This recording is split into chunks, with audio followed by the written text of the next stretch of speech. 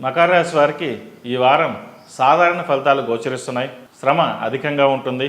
ఫలితాలు అందుకు తగిన విధంగా ఉండవు. ప్రతి విషయంలోనూ అన్ని విధాల జాగ్రత్తలు పాటించండి. ఆరోగ్యపరంగా నలతగా ఉంటుంది. సెల్ఫ్ డ్రైవింగ్ పట్ల అప్రమత్తతో వ్యవహరించండి. దూర ప్రాంత ప్రయాణాలు ఈ వారం చేయకపోవడం మంచిది.